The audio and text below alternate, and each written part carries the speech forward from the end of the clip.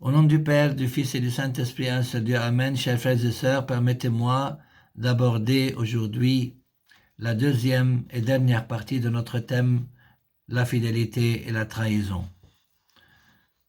Quant à ceux qui sont restés fidèles à Jésus, malgré la trahison et les complots d'un côté, la faiblesse, la peur et le reniement de l'autre côté, malgré le pouvoir des ténèbres, il y a des personnes qui sont restées fidèles à notre Sauveur en ce vendredi saint. De ces fidèles, nous mentionnons avec beaucoup de respect et de fierté la Sainte Vierge Marie. Dans notre prière de l'Agbeya, le livre des prières, nous disons « Quand la mère a vu l'agneau, le pasteur, le sauveur du monde, accroché sur la croix, elle a dit en pleurant « Le monde se réjouit en recevant le salut, mais mon cœur s'enflamme en regardant ta crucifixion que tu endures avec patience pour tous, mon Fils et mon Dieu. » La sœur de la Sainte Vierge Marie, Marie femme de Clopas, qui est aussi la mère de Jacques le Petit et de José. Saint Jean le Bien-Aimé, Sainte Marie-Madeleine. Ces quatre premiers ont accompagné le Christ jusqu'à la croix. Ils n'ont eu peur ni de Pilate, ni d'Hérode, ni de Caïphe, l'archiprêtre, et de Anne, son beau-père, ni des soldats romains, ni du peuple qui criait après le Christ « Crucifie-le, crucifie-le ». Ils l'ont suivi non seulement durant sa vie sur terre, alors qu'il faisait des miracles, mais aussi lors de sa passion et de sa crucifixion. Les autres saintes femmes, il y avait là de nombreuses femmes qui regardaient à distance, celles-là même qui avaient suivi Jésus depuis la Galilée et le servaient. Parmi les autres saintes femmes, il y avait la mère des fils de Zébédée, ainsi que Salomé et beaucoup d'autres encore qui étaient montés avec lui à Jérusalem. Le peuple qui l'a suivi de loin, une grande masse du peuple le suivait, ainsi que des femmes qui se frappaient la poitrine et se lamentaient sur lui, mais se retournant vers elle, Jésus dit « Fille de Jérusalem, ne pleurez pas sur moi, pleurez plutôt sur vous-même et sur vos enfants, car si l'on traite ainsi le bois vert, qu'adviendra-t-il du sec ?» Tous ses amis se tenaient à distance, ainsi que les femmes qui l'accompagnaient depuis la Galilée et qui regardaient cela. Saint Joseph d'Arimathie, c'était un homme riche, disciple de Jésus. Il était d'Arimathie, ville juive. Au soir du vendredi saint, Joseph d'Arimathie, membre notable du conseil, qui attendait lui aussi le royaume de Dieu, s'en vint hardiment trouver Pilate et réclama le corps de Jésus. Pilate s'étonna qu'il fût déjà mort et ayant fait appeler le centurion, il lui demanda s'il était mort depuis longtemps. Informé par le centurion, il octroya le corps à Joseph. Celui-ci, ayant acheté un linceul, descendit Jésus, l'enveloppa dans le linceul et le déposa dans une tombe qui avait été taillée dans le roc, puis il roula une pierre à l'entrée du tombeau. Joseph se distingue par sa fidélité et son courage. Il n'a pas eu peur de réclamer le corps du Christ à Pilate. De plus, il n'a pas approuvé les accusations et le châtiment faits au Christ par les Juifs.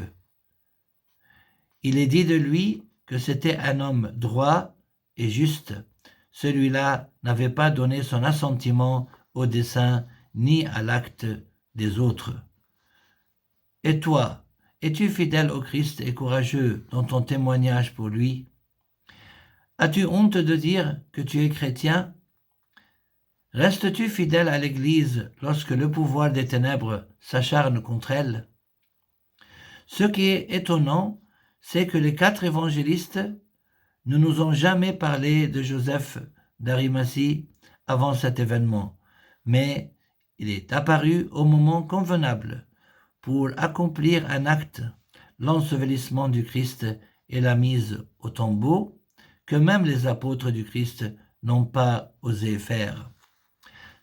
Saint Nicodème, il y avait parmi les pharisiens un homme du nom de Nicodème, un chef des Juifs. Le soir du vendredi saint, Nicodème, celui qui précédemment était venu de nuit trouver Jésus, vint aussi apportant un mélange de myrrhe et d'aloès, environ 100 livres. Bien avant la crucifixion, déjà Nicodème est l'un des rares à avoir défendu avec beaucoup de courage le Christ face aux grands prêtres et aux pharisiens. Nicodème, l'un d'entre eux, celui qui était venu trouver Jésus précédemment, leur dit « Notre loi juge-t-elle un homme sans d'abord l'entendre et savoir ce qu'il fait ?» Il fut le seul avec Joseph d'Arimathie à ensevelir le corps du Christ. Ils prirent donc le corps de Jésus et le lièrent de linge avec les aromates selon le mode de sépulture en usage chez les Juifs. Or, il y avait un jardin au lieu où il avait été crucifié, et dans ce jardin, un tombeau neuf dans lequel personne n'avait encore été mis. Pourtant, il y avait un danger pour Nicodème à prendre part à la mise au tombeau du Christ, car il était membre du conseil du Sanhédrin, celui-là même qui avait condamné injustement le Christ. Si le Christ venait parmi nous maintenant et ressuscitait un mort, des milliers de personnes crieraient « Nous sommes ses disciples ». Mais que Nicodème revendique être un disciple du Christ, bien qu'il soit crucifié comme un homme maudit par la loi, cela prouve la noblesse, le courage et l'amour de Nicodème envers le Christ. Saint Simon de Cyrène, tout comme Joseph d'Arimathie, nous n'avons jusque-là jamais entendu parler de Simon de Cyrène dans les 4 évangiles, et pourtant, il est l'homme qui a été choisi pour porter la croix avec le Christ. Et il requiert, pour porter sa croix, Simon de Cyrène, le père d'Alexandre et de Rufus, qui passaient par là revenant des champs, et ils amènent Jésus au lieu dit Golgotha, ce qui se traduit lieu de crâne. Le Christ, qui a dit « Venez à moi, vous tous qui peinez et ployez sous le fardeau, et moi je vous soulagerai », a permis à Simon de Cyrène de le soulager en portant sa croix alors qu'il était épuisé par le fardeau de celle-ci. Ainsi, Simon de Cyrène a connu la communion aux souffrances du Christ. Et toi, cher frère, et toi, chère sœur, est-ce que tu soulages le Christ ou au contraire tu le fatigues? Et comment le soulager? En rendant service à ses enfants. Le véritable soulagement, c'est celui de l'âme et non celui du corps. Jamais je ne rentrerai sous ma tente. Jamais je n'irai m'étendre sur mon lit. Jamais je ne laisserai mes yeux se fermer, ni mes paupières céder au sommeil, avant d'avoir trouvé une place pour le Seigneur, une demeure pour l'indomptable de Jacob. Le véritable soulagement du Christ notre Seigneur, c'est qu'il trouve une place et une demeure dans le cœur de chacun de ses enfants. Quant au centurion, il s'agit d'un officier commandant une unité militaire formée de 100 soldats. L'État romain lui a confié la mission de surveiller les condamnés à mort. Il a témoigné devant tout le monde pour le Christ lors de sa crucifixion parce qu'il a vu des signes extraordinaires de la nature. C'était déjà environ la 6e heure quand, le soleil s'éclipsant, l'obscurité se fit sur la terre entière. Jusqu'à la 9e heure, le voile du sanctuaire se déchira par le milieu, et jetant un grand cri, Jésus dit, « Père, en tes mains je remets mon esprit. » Ayant dit cela, il expira. Voyant ce qui s'était passé, le centurion rendait gloire à Dieu en disant, « Sûrement, cet homme était juste. » Quant au centurion et aux hommes qui avec lui gardaient Jésus, à la vue du séisme et de ce qui se passait, ils furent saisis d'une grande frayeur et dirent vraiment celui-ci était fils de Dieu. Finalement, le centurion a cru au Christ et est devenu un martyr chrétien, et on lui célèbre 2 fêtes dans le synaxaire copte, Saint Longinos, la commémoration de son martyre, le 23 Abib, et la fête de l'apparition de sa sainte tête, le 5 Hatour. Le bon larron. Il lui suffit que le Christ lui ait dit « En vérité, je te le dis, aujourd'hui tu seras avec moi dans le paradis. » Il injurait le Christ avec l'autre larron. Même les bandits crucifiés avec lui l'injuriaient de la même manière. Quant à la grâce a commencé à agir en ce bon larron. Son cœur a commencé à changer envers le Christ, et il s'est opposé à l'autre larron. L'un des malfaiteurs, suspendu à la croix, l'injuriait. « N'es-tu pas le Christ ? Sauve-toi toi-même, et nous aussi. » Mais l'autre, le reprenant, déclara, « Tu n'as même pas crainte de Dieu alors que tu subis la même peine.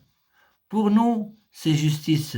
Nous payons nos actes, mais lui n'a rien fait de mal. » Le bon larron dit ensuite au Seigneur, « Souviens-toi de moi, Seigneur, quand tu viendras dans ton royaume. » Il a cru en Jésus-Christ et son royaume, il s'est repenti, il a mérité le salut et finalement il est mort avec le Christ.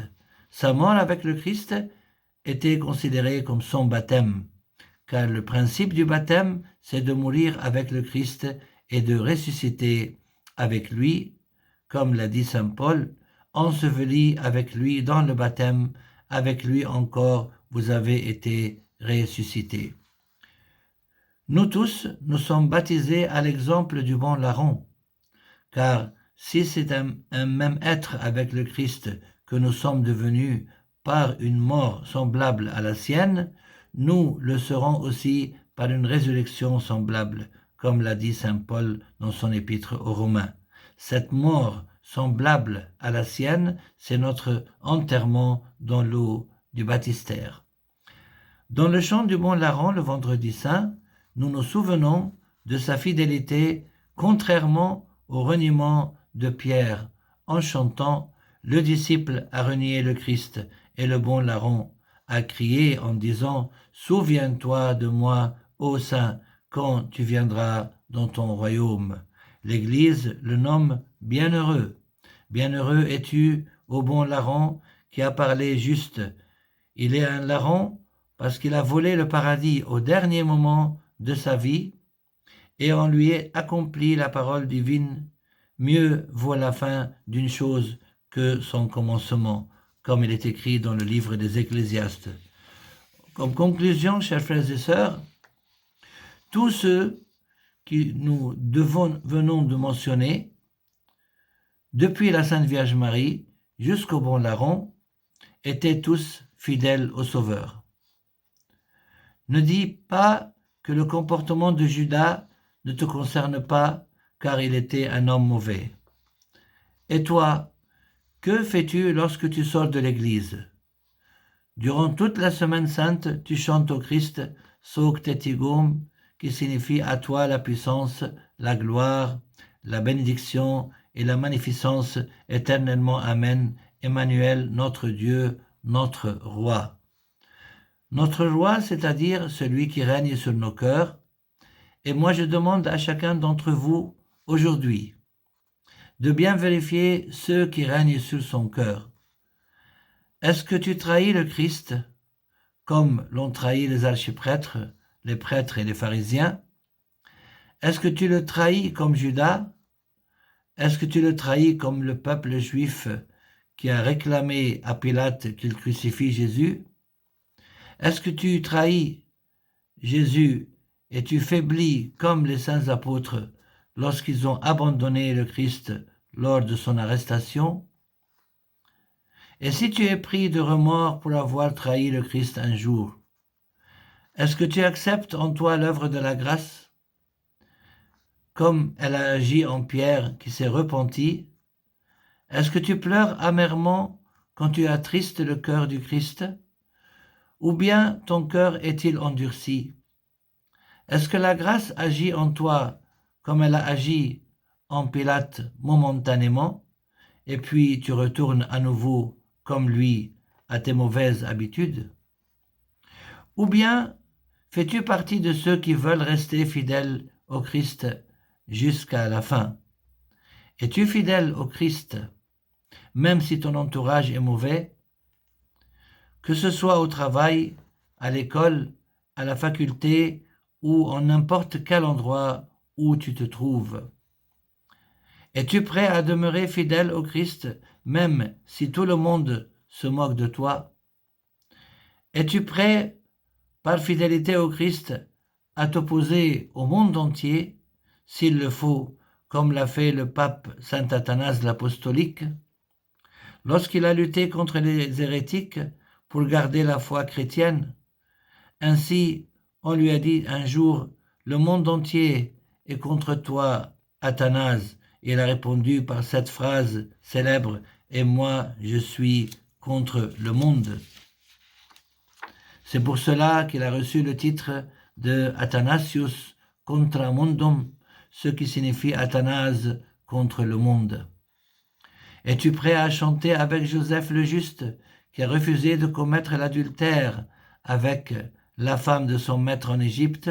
J'obéirai à Dieu même si je lui obéis tout seul, comme il est écrit dans un des fameux poèmes de sa sainteté, feu le pape Shenouda III.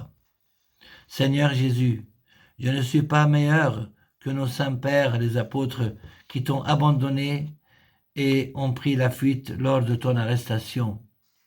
Aide-moi, Seigneur, à être fidèle à toi et à tes enseignements, même si tout le monde m'abandonne, et même si toutes les forces du mal se déchaînent contre moi, je te chanterai comme je l'ai fait l'année dernière, je suis à mon bien-aimé, et mon bien-aimé est à moi, car à toi sont dues la puissance, la gloire, la bénédiction et la magnificence éternellement.